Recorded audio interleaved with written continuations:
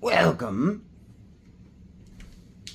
to Storytime with Blazin. Welcome everybody. Welcome everybody to the first installment of Storytime with Blazin. My name's Matt Corey. If you guys don't know me already, and I have a little book coming out called The Many Corners of My Mind, and I thought I'd do something a little bit different than what I normally do. You know, I'm going to go out and spread some more joy instead of talking about it. You know, you got to be joy. So, anyways, this one is, a little story from the many corners of my mind. And as you can see, it's called Patchwork and Dolly Dreams from that picture up there. My eyes awoke as I was sliding down the long hand of a melting clock the size of a city block. As I fell off the last melting edge, I began floating down, instead of falling as I imagined I would have. As the jolt in my nerves faded, I looked to the horizon as my view was upside down. Peculiar-looking mountains dotted the skyline with weird inanimate objects. Household items of random nature. Giant bowling pins, a heavy vacuum, a rolling pin, and an old news bin. Tangerine and pink skies painted the backdrop with the most odd-looking clouds. They were formed in perfect geometry. Circles jutting from squares, triangles, stars, and moons. Weird-looking clouds. As I finally comprehended what I had seen, I landed on my 2 feet. As I touched down, a loud, horrifying sound of what could only be described as 20 people screaming at the same time. My eyes and ears looked towards the horizon to see what looked like a 40-foot-tall giraffe-looking thing.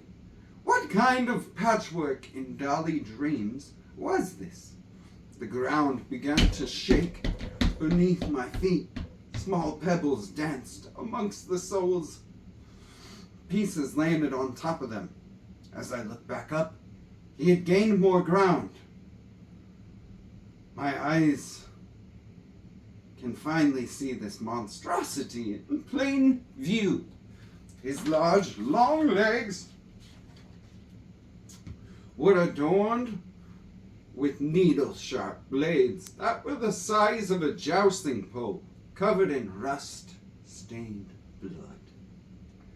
His body was a shade of one that looked like a hairless mole rat. Sitting upon this abomination's skull was what looked like 10 different faces, sewn together in different directions, all with their own corresponding voices. Shrilling cries of mishappen and dark voices. Stumbling in pure terror, I fell backwards and tripped on a rock. A long second to fall in this gravity. Just as my back connected with the ground, we make eye contact, and its mouth unfurls to reveal a row of giant, sharp, and gnarled teeth.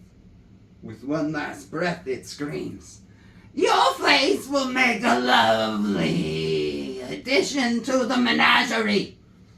As it finishes its last sentence, it thrusted its open mouth towards me. Wincing and screaming as I felt the teeth tear into my flesh, blood squirted from my peripheral as the mouth completely swallowed me. Just as it had happened, I flung up out of bed, drenched in sweat and my heart racing.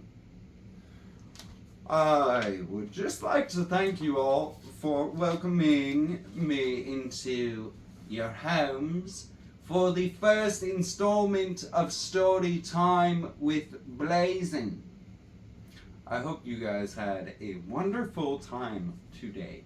And in all seriousness, go out there and spread some freaking joy and love, man.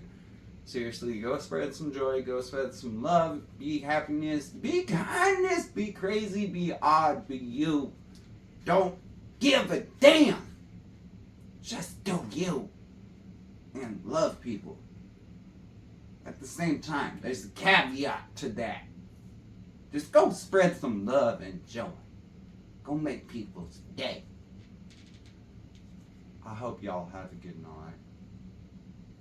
I know I'm trying to tuck you into bed and then I end up screaming at you. So, that's okay. Good night, y'all. I love you. Have a good night. Thank you for joining me. Goodbye.